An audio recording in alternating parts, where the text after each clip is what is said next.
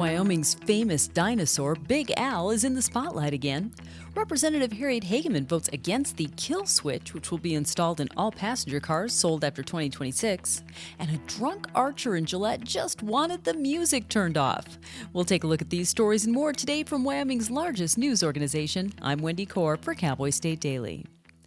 Big Al, Wyoming's famous Allosaurus, remains one of the best dinosaur skeletons ever found. Since its discovery outside Shell more than 30 years ago, Big Al, whose fossils have been determined to be 150 million years old, has become one of the world's most famous and iconic dinosaurs. Dr. John Scanello at the Museum of the Rockies in Bozeman is leading a team of paleontologists in the latest autopsy of Big Al. Cowboy State Daily's Andrew Rossi said they're confident the long-dead dinosaur has a lot more to reveal. Big Al's famous because there are 19 identifiable injuries and diseases preserved on the bone structure. And that was such a compelling, dramatic story that it became an Emmy Award-winning BBC documentary. Right now, a team of paleontologists is slicing up the bones in very small pieces to look at them under a microscope. Big Al is a permanent resident of the Museum of the Rockies and one of the museum's most prized specimens. Well, there's a federal law that requires new passenger cars sold after 2026 to be outfitted with a kill switch, a mechanism that can prevent operation if it detects the driver is impaired. Wyoming Representative Harriet Hageman co-sponsored a budget amendment Tuesday that would have defunded that federal law. Cowboy State Daily's Claire McFarland reports that Representative Hageman felt the law is likely unconstitutional and an invasion of privacy. There's a lot of unknowns about how the devices are going to track people's movements, whether everyone who has access to that data and that tracking is going to follow the Fourth Amendment, all of that. And so I think a lot of the unknowns beg constitutional questions. However, the proposed amendment failed Tuesday evening. Opposition to the amendment, which one detractor called the Drunk Driver Protection Bill, centered around the spike in drunk driving deaths in recent years.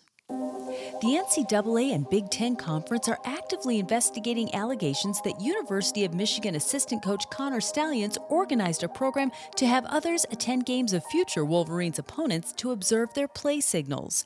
But as Cowboy State Daily's Leo Wolfson reports, the embattled football assistant also has a seemingly unrelated Wyoming connection, a business registered in Wyoming.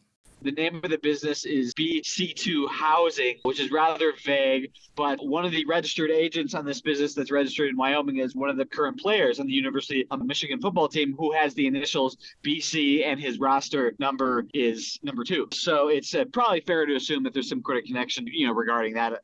It's not clear what BC2 does or if it has any real operations beyond serving as a shell company for other activities. Wyoming is known for having some of the most lenient business filing laws in the country.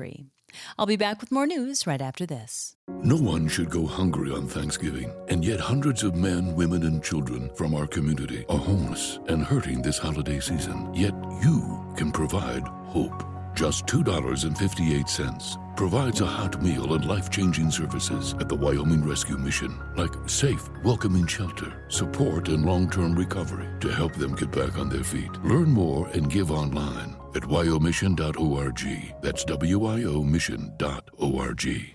A drunk Gillette man denied accusations that he fired arrows at a neighbor woman's home Monday, but told police he was mad at her for playing loud music. 37-year-old William Wright faces up to 11 years in prison if convicted, according to Cowboy State Daily's Claire McFarland. The alleged victim in this case can't speak English, and so she was talking to a Spanish-speaking police officer on his work cell phone, and she's narrating to him, "This guy is yelling at me. He seems really mad. I don't know what he's saying." And then she reportedly heard arrows hit her house. Wright is charged with 1 felony, aggravated assault, and 2 misdemeanors, one for property destruction and another for interfering with police officers. And those familiar yellow trucks delivering frozen goodies door to door will be delivering in Wyoming no more.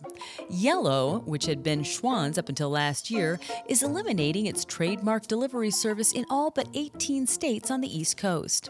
Schwann's sold off a 70% share of its business in 2018, and now the rebranded Yellow is planning to sell off 90 delivery centers and will lose around 750 employees. And that's today's news. Get your free digital subscription to Wyoming's only statewide newspaper by hitting the subscribe button on CowboyStateDaily.com. I'm Wendy Kaur for Cowboy State Daily.